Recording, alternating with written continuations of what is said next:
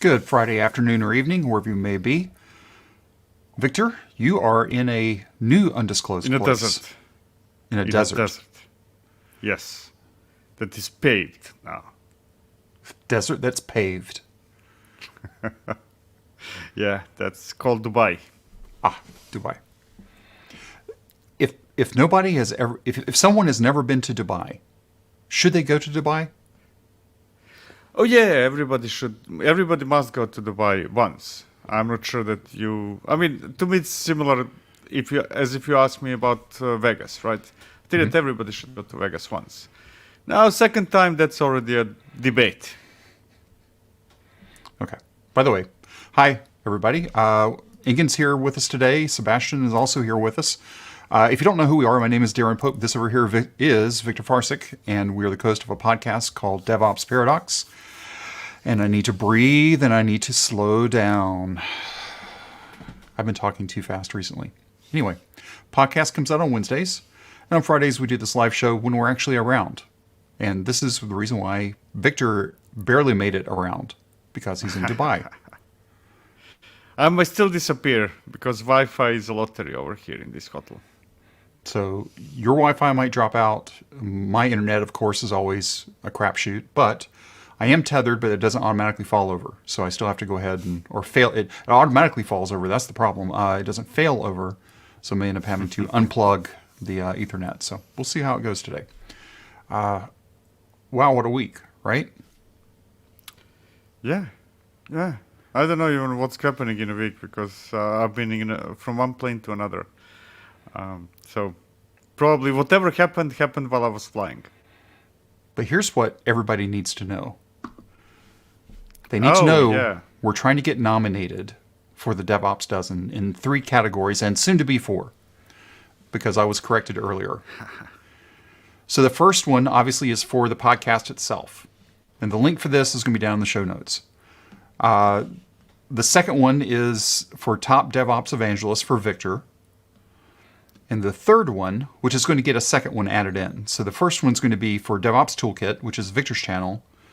And then also for the work that I do in the day job, which I'll be adding that in later tonight. So we're trying to get 4. Can we say it out loud? I think I will say it out loud. Victor and I are going to have a fight over this position of best DevOps related video series. Now, but the fight is one of us has to win it. Exactly. Right. One of us has to win. Nobody else can win it. It's just me or him have to win it. Yeah, doesn't matter which one.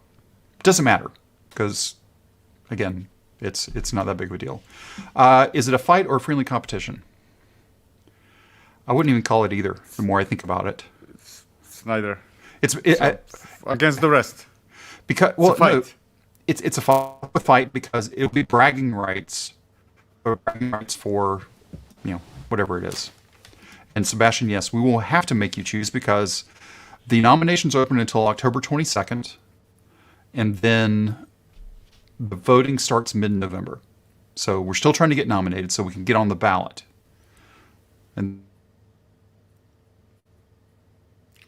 there goes his internet. Or mine. I'm not sure. One of the two. Let me ping that in and see what the heck is going on. There back. we go. He's back. All right. I'm on the phone now. So it's me. Okay, here we go. So DevOps Dozen, if you haven't nominated us yet, please nominate us, and then we'll go from there. This week's podcast episode, let me get back on the right screen here. What is AIOps? I have to admit, this title was created as clickbait. This was not provided by the guest, Richard. It was just because we were talking AIOps and how all that figures in, and we're trying to get some traffic. So I figured, let's do what is AIOps. So we had Richard Whitehead on from Moogsoft. I have to be careful how I say that because you've heard of the synthesizer Moog. Right, Moog. Not until I started. Not until that episode recording. Okay. Well, anyway, I have to say that because they're in the state that I live in. But anyway, different conversation. So we're talking about how all of this is going to come to a head, I think, probably in the next 5 to 10 years. Will we need humans to do ops? I guess we could argue today that we don't need humans today if we did our jobs right. We could put ourselves out of a job today. I mean, it's something that started hundreds of years ago, right? It's been hundreds and hundreds of years since we started replacing humans for certain specific jobs, right? The moment somebody figured out how to use a horse or a bull to drive the, whatever you call the thing that goes into ground to make it so that you can plant things, right? To work the fields. We started the process of removing people from some of the jobs. And we just continue doing that, right? And that means that we move into doing some other jobs. That's all there is to it. So now it's, can we get the machines to learn fast enough to get us... What was the movie? Was it WALL-E? Where everybody was just floating around on the ships? Do you remember that one? It was the Disney movie, WALL-E? The robot thing. Yeah. When can we get to that point? Okay, you don't remember the movie. Anyway. I think it's possible in the next 5 to 10 years that we should be able to eliminate 80% of our work if we do our jobs right. You mean 80% of our work will be different? Correct. That's the key, I think. Yes, it will be different. Because as we can eliminate... eliminate's not the right word either, is it? If we can eliminate the humans from doing the things humans don't need to be doing anymore, I think that's the key part. Some people throw the baby out with the bathwater on that. We have to do things until something is in place to help you remove doing that thing. Exactly.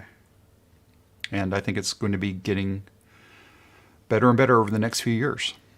So anyway, that was What is AIOps? And thanks again to Richard for being on the show with us this week. Again, podcast comes out on Wednesdays at 6 a.m. Eastern, noon CET. By the way, this is the other thing. Daylight saving time changes in 2 weeks. Not this week, but only in Europe, not in the U.S. So this is going to be a good thing. Will not be in 2 weeks, you said, right? In 2 weeks. So the Sunday that you fly to the U.S., it's when it changes for you. But I'm traveling on Saturday, so I will not even witness it. You won't even witness it. Fly through it. But then you will leave the U.S. because I believe you're leaving on Saturday from the U.S. Yep. So you'll be leaving before it changes in the U.S. Exactly. Okay. I'm avoiding it successfully. Why are we talking about KubeCon? Well, KubeCon will be over in 2 weeks.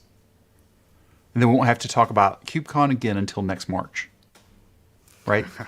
Probably next March. Something like that. Okay. March, April. So this week's show is probably a bit shorter because Google had their conference this week. Microsoft had their conference this week. Meta had their conference this week. But I haven't seen anybody else talking about anything else this week. And Google wasn't that exciting. There were some interesting things if you were into big data. I think that play which makes sense for Google. Microsoft was boring. Meta, don't get me started. But now we're getting ready for KubeCon. And are you ready? Is it the Motor City? Is it Motown? I don't believe the Paris of the Midwest because there's actually a Paris in Texas. It's another conversation. But was that the name that was used for Detroit? Paris of the Midwest? Could be, yes. Okay. Look, don't cross the streams. It is not. Don't try to compare Paris to this. So here, a lot of things going on as you're getting there. Your daughter's not coming with you, but if she was, she could go to the Kids' Day. Right? Yeah. That's actually really cool. Yeah. It's always if my daughter wouldn't be going to school and I couldn't take her out, I would take her with me and let her hang out there, assuming that it's for her age. Yep. And so there's lots of stuff going on. Again, I won't be going. I cannot make it. A resume writing workshop That's a good place to CV for people that don't know what a resume is. So you can get there, and if people are hiring, That's why people are going to KubeCon, right? Among other things. I think so. Looking for a new job. Detroit, remember you have to get some Detroit pizza. Detroit pizza is different than any other kind of pizza. Just like Chicago pizza is different. It's just different. Okay. I'm not, I know. because I like New York, I like Chicago, I like Detroit. I like every type of pizza pretty much every type of pizza. I don't like margarita pizza. Like, I need meat on my pizza. Like meat and cheese. When you say meat, it could be like any form of meat. Like it can be sausage or pepperoni, right? Not Pepperoni, literally steak. Meat. Yeah. Yeah. I don't mind vegetables. Some peppers. That's okay. You know. Now, I am pro pineapple on pizza, but it can only be with ham. Not with That's it. That's the end of the show. Thank you so much for watching. I'm not hanging with this guy anymore. It's fine. Because again, it's not the pineapple. It's because of the ham. And the pineapple's along for the ride. Yeah.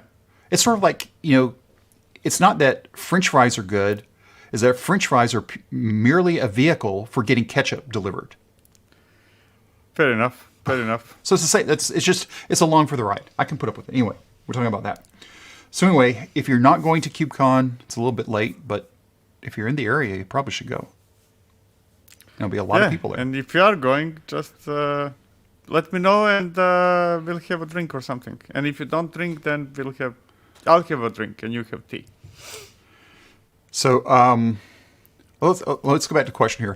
Did you see any good talks at any conferences? Now, I'm actually glad you brought this up, Sebastian, because we're going to be recording in 2 Fridays from now. So on that Friday, we're not going to be doing a live show because he's going to be busy with the conference. But we are going to be recording an episode that will come out on the Wednesday after with his thoughts of KubeCon. So Victor, I'm putting you on notice right now. You have to pay attention. You have to pay attention during that week. I'm not saying you have to go you don't have to go to any sessions. I'm not telling you have to go to any sessions. It'd be nice. I'm good at following rules. Just let me know what to do. I'm good. I mean, I give impression that I don't follow rules. That's mostly because nobody gives me any instructions. Exactly. And I tend to put on my headphones when people are giving me instructions so that I can claim that I haven't heard them. Yeah. But now I'm listening. Yeah, I will go to the talks. I promise. Well, you don't have to go to the talks, but at least find out from people what talks they liked. So because we'll be recording that. Is Detroit dangerous? It depends. Any part of any city, of any county, are dangerous. So Detroit from the News and RoboCop, the first RoboCop, the original series, not the reboot. Reboot was horrible. Not that the first was that great. Chris says should be there, so you can catch up with Chris. Hey, cool. And that will be because it's close for him. I believe he's in Michigan anyway. And Karen, good to see you. And then, is there going to be any streaming going on at the conference? I don't know if they have do they have a virtual this year? I think that KubeCon is streamed. At least Valencia was streamed. So I believe you should be able to get to it online somehow. Let's see. Register. Yes, there is a virtual. There we go. Now the question is it free? Now, I would not pay for the virtual version, to be honest. But if it's free, I think that makes... You might need to click that virtual rate. $75. That's not bad. Actually, 10. Oh, no, it's expired. Okay. Yeah, okay. It's acceptable. Yeah, it's cool. 75. 75 is better than getting on a plane and getting a hotel. Hopefully you could pass that on to your boss, and if not, that's just a couple of months worth of Netflix. Right? I mean, exactly. So yeah, $75. That's not too bad. But yeah, I guess that's the thing to watch for the next KubeCon is catch the early bird on the virtual. Yes, always. Yeah. No matter which version, whether you go yourself or online or anything else, early bird always. Yeah. Because look at those prices, kind of. 400 to on-site. 800. Actually, that's not too bad. 400 to 800, yeah. But it's kind of, there is some dark magic going on there that you cannot or shouldn't, you can, but you shouldn't register as individual if your company is sponsoring it. Right. So essentially, if I understood right, and I probably didn't, if your company is paying for the trip, then actually for you alone, you're still paying that 1,550, right? Yeah. Which is kind of silly, if you ask me. And then Sebastian says, if you don't want to pay, sessions are usually up within the month. So yeah. Okay. So KubeCon happening in a week and a half. So a week from today, plus a few hours, you're getting ready to head to the U.S. Are you excited about that? Because is that the longest trip? No, that's not the longest trip because you went to California, right? Oh, I'm excited for quite... No, it's probably not the longest. I mean, it usually doesn't depend on the distance, but how many layovers you have, right? I think that I have only one, Chicago and then Detroit. It's acceptable.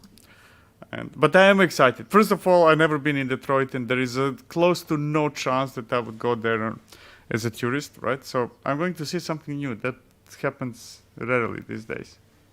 And also, I think that I never had 4 talks in a single event. So I think that I'm breaking a record now. You've got 4 talks? Yes. I mean, if you count everything around KubeCon, so kind of there is one in rejects, one in Knative day, Knative that is part of KubeCon, Knative days, and one in KubeCon, and the 4th one is, I don't know what it is anymore. Yeah, data on Kubernetes stuff. So you've got 1 official and 3 around the other things. Yeah. I mean, 1 official, 2 that are officially there, it's just collocated events or whatever they call them. Right. And 1 that is for rejects, because got it. One of the 2 talks that I submitted were rejected. Yeah, that's life, right? Yeah. But still, it's worth going to. Again, and sorry, go. No, go ahead. And last night I went to the page, which I already forgot which one, registered to all the parties that was not already invited. So I'm having hell of a time there. Okay. You've just got to be sober for that session that we're recording on that Friday night. Of course, it'll be early enough. Mandatory? Preferably, How do you know yes. that I'm sober now? I don't. There you go. So it's okay. Okay. I mean, I am sober now, but yeah. You never know. Pavel, thank you. Just popped in to say I love both the content you produce and make. Helps a lot. Thanks, Pavel. We appreciate that. Sebastian calls us out right. Just don't forget to sleep. That's when you retire, right? I don't know. That's still many years from me. You'll probably retire before I do. I'm 10 years older than you are. Okay. Yeah. Anyway. Also, GitHub Universe is coming up. By the way, we didn't say open up your drinks. I did that while he was talking. Because I didn't know if he had a drink today or not. But of course he has a Coke. You always have a Coke around. No, I have Red Bull as well, just in case. Like a backup plan. Dude, it's 7 o'clock where you are, right? Or is it 8 o'clock? No, it's 9 o'clock. It's 9 o'clock? Night. Yeah. And you... But I have a flight at 8. That means that I'm leaving hotel at 5. That means that it's pointless for me to sleep before I get into the plane. I could tell a story. I'm not going to right now. Anyway, GitHub Universe. So this one, much like KubeCon, is both in-person and virtual, but I sort of had to laugh because I was looking over this. Keynotes, normal stuff. How GitHub uses GitHub to secure GitHub. Good. That's what we want to hear. Code spaces, that's great. And then I laughed when I saw how Copilot can impact developer happiness. It's virtual. I would hope anything about Copilot is virtual. It's just a joke. Yeah. Right? I mean, it's just one of those things. Day 2, Kotlin's coming up a lot more, which is very interesting. That's one of the things that was announced at Google is now they've come up with a way to build Kotlin apps that will be distributable for both Android and iOS devices. So Java is back to iOS. Yay. Maybe. We'll see how that goes. OSPO, and that's pretty much it. And let's see what the... I believe this one, though, going back to that, I think the virtual was free? Reserve your spot. Let's see. Since we're doing this today. Yeah, I hope so. Let's see. Virtual Pass is free. Yeah. And if you want to be there in person, it's only $320. That's not bad. Wait, that's a day pass and it's 2 days, right? Yes. 600. There we go. Okay, that okay. sounds a lot. I don't know. Is it kind of for 2 days? Is it okay that it's not bad? Yeah, but same price as KubeCon. Yeah, okay. Yeah, I mean it's GitHub, right? Yeah, true.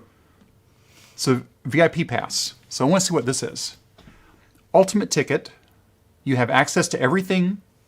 It includes blah blah blah. You also have access to the full campus, whatever that is, and virtual. Oh, it gives you virtual and on demand afterwards too. That's the plus for that because you don't. Oh, you get it for that one too. So what the heck is the difference? Huh? I don't know. I mean, if I see VIP, I would expect like there should be a catered meal. Steak and lobster, right? And that's what I'm thinking when it comes to VIP. I get to go to the front of the line. I don't have to wait. I don't have to wait with everybody else. I just go where I want to go when I want to go. Yeah, backstage. Backstage pass. Yep. Something like that. Yeah. That's what I'd expect, but it doesn't really call it out that way. That's interesting. Huh. Yeah. Huh? Oh well. I suggest you buy it and find out. I don't even know where it is. Where is it? Let's see where. That's funny. I was invited to it, by the way. Couldn't go. Oh, because of your cool factor Everything that I'm else. not? Let's see. On-site schedule. Where is it? Oh, in San Francisco. No, thank you. I'm fine. Nothing personal. I like it. I like San Francisco, but it's I think it said Yerba Buena, so it must be right there by that Marriott downtown. Based on some of the other things I saw. But there doesn't appear to be a lot going on there. Interesting. Anyway, GitHub Universe. Now, I do want to get to one of the things that was brought up at the Microsoft conference this week. Azure Kubernetes Fleet Manager. I think this is what we're going to start seeing come out everywhere from everybody. And I think there's already a project that does this. But having the providers give it to you makes a lot more sense. So what is it? It is what it sounds like. It's a console, a dashboard to manage all of your clusters. Okay, so so that part is that's step one, right? That's the inroad. So organizing your inventory. The only thing is to do that, it has to be part of the same Azure AD tenant. Doesn't have to be in the same account subscription, but it has to tie back to the same tenant. That makes sense, right? Because it's authentication type stuff. That makes sense. But then you have Kubernetes resource propagation you can do through fleet control. Okay, that sounds interesting. I don't know what it is, but I'm guessing that you use one cluster to orchestrate what is happening in other clusters. Am I guessing it right? So pick which Kubernetes resources, namespace, cluster role binding, whatever, will propagate from fleet Kubernetes clusters to member clusters based on constructs of whatever, tagging, however you want to go. Nice. Okay. Really cool. Okay, so that's still, again, it makes sense, something you would want, but then we get into multi-cluster load balancing. This is the one that's like, So large-scale AKS customers, let's forget that. Large-scale, anybody Kubernetes customers. Often deploy the same set of workloads and services across multiple clusters. This is true. I mean, I'm thinking about Carlos right now at Adobe.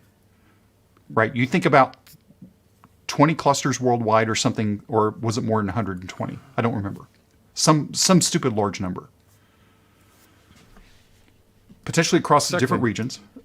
And then want to load balance incoming traffic across them. That's what this will do for them, out of the box. Different regions is the key, right? That's when you're that size that actually you want to serve, I don't know, Asian customers from Asia.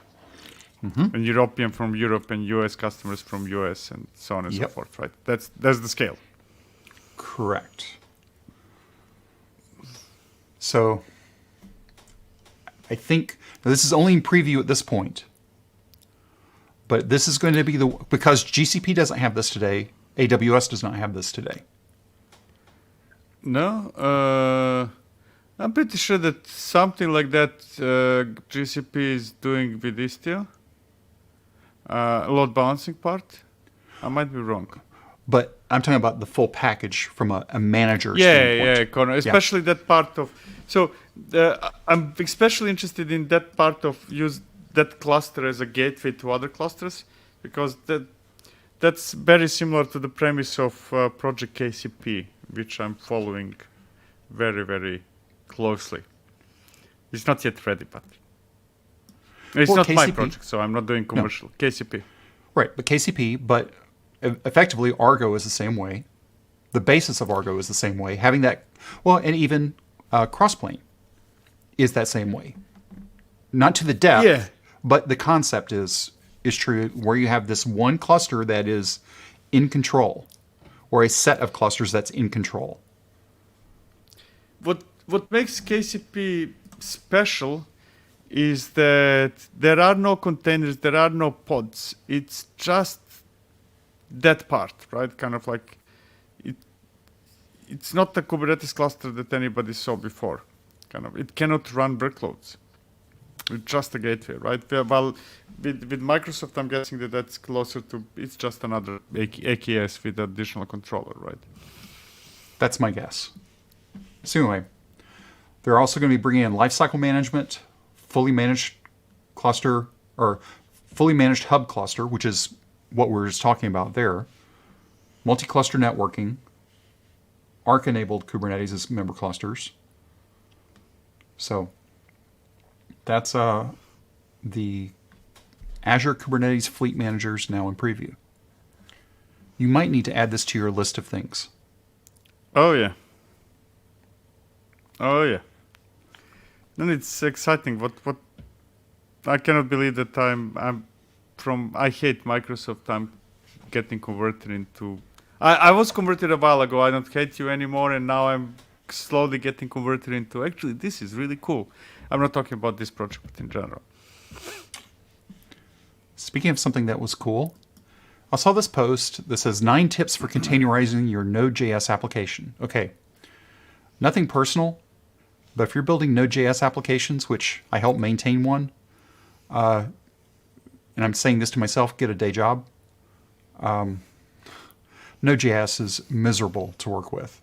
I'm sorry, it just is. But the reason why I added this is because they brought in a lot of good tips. And I want to go through a couple of those real quick. Again, I highly recommend that you read this when you get a chance to it. But I'm just going to go to the points. I don't care about the stuff leading up to this. Number 1, use a specific base image instead of version latest.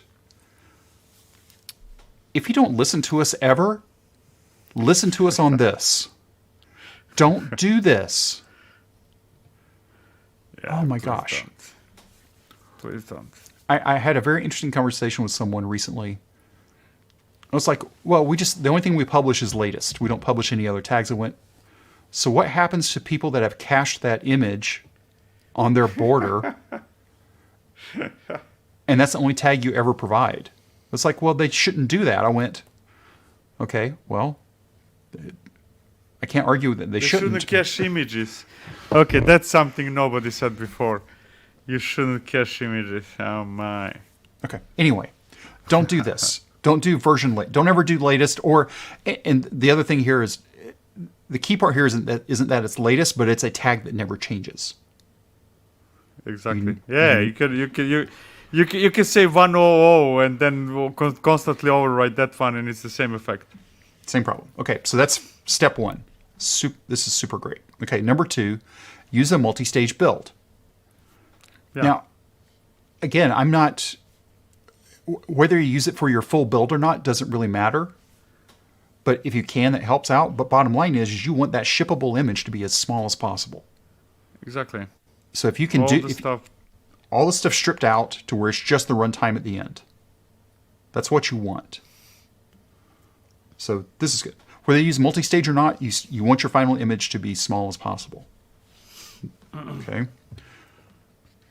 Fix security vulnerabilities in your image. I'm leaving Node out there on purpose. Look, you got Trivy, you've got, what are the other tools? There's a ton of tools out there that will give you security stuff today. Yeah.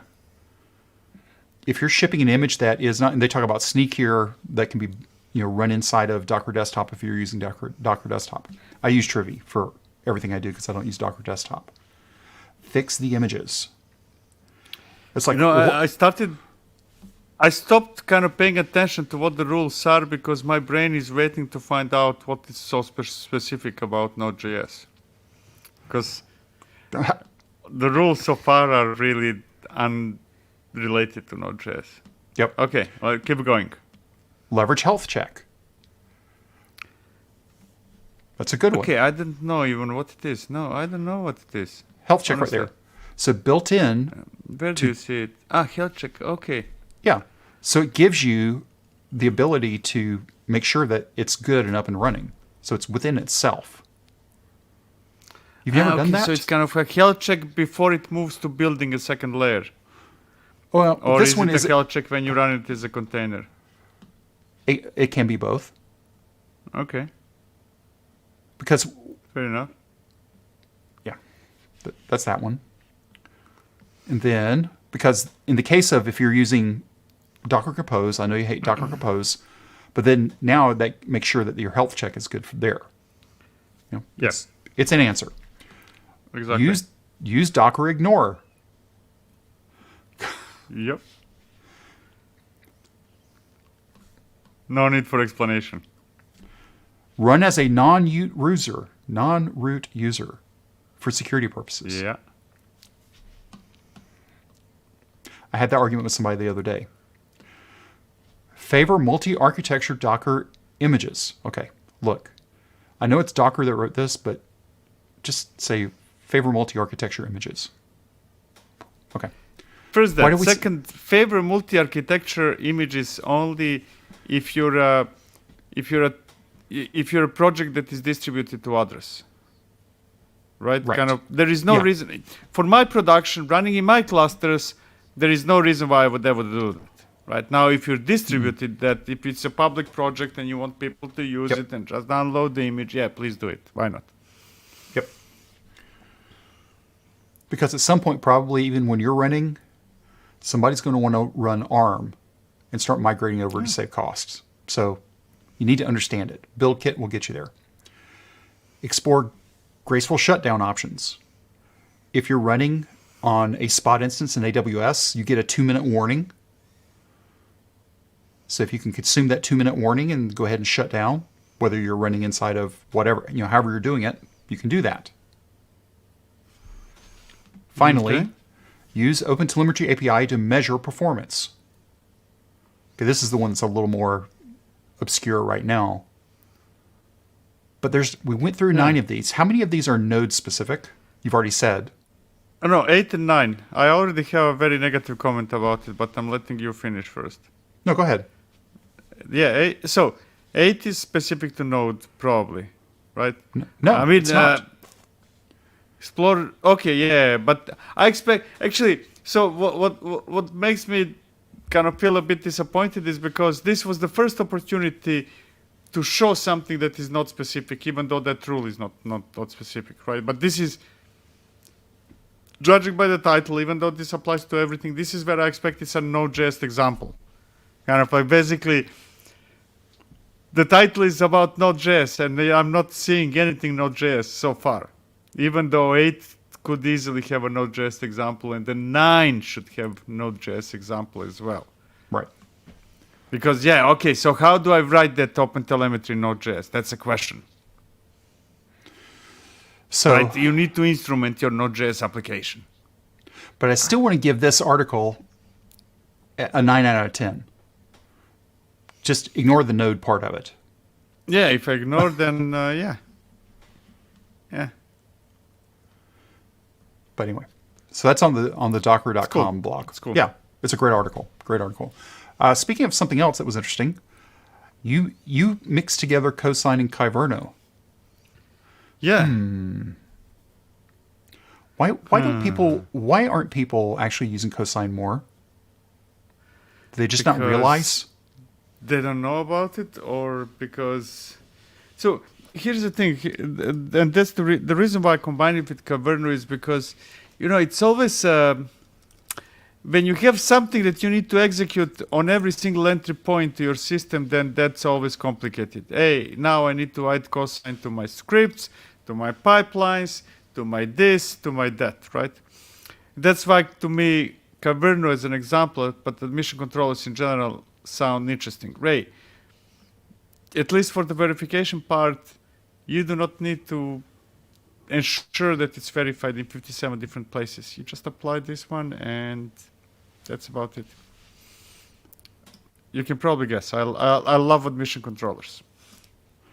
Well, I was looking up while you were talking there. I was trying to find the article that we talked about, I think it was last week before last, where ChainGuard is going to have a controller come out that will take care of this for you. I can't remember exactly where it was. And Karen says here, we switched from Docker Notary to Cosine. There's no reason to not use Cosine today. Yep. Right? Yep. I think that's the key sentence. I said something along those lines. There is no good reason, no excuse not to use it. No, you. There are many other things that you can say that there is a good, there is a good excuse. Somebody can have a good excuse not to run tests every single commit, right? I'm inventing the use case. And then the excuse would be because testing takes a lot of time in our case, right? And now without going into discussion how it should say longer, but that's a valid excuse. But for signing images, there is no excuse. It's extremely fast, it's free, it's easy to set up, no maintenance. Just do it. I'm going to go back one here to Sebastian. Some say you should never even publish a latest at all. I'm in that camp. Yes. It's more painful, but I'm willing to pay that price. I'm 100% on that. I had a couple of moments a long time ago when I was, hey, I want to use this image, whatever this image, some public project image, something, and I set it up and it doesn't work because latest doesn't exist.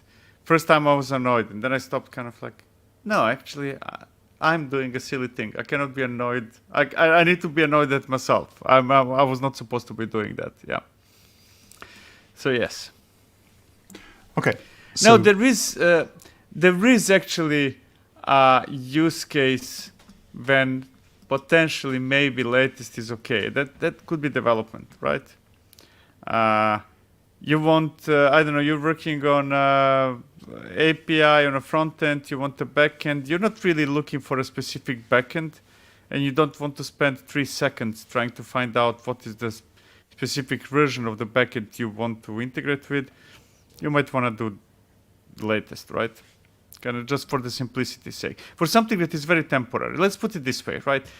If I'm spinning up something that is very temporary, it will live for an hour or two, I could justify then in that case.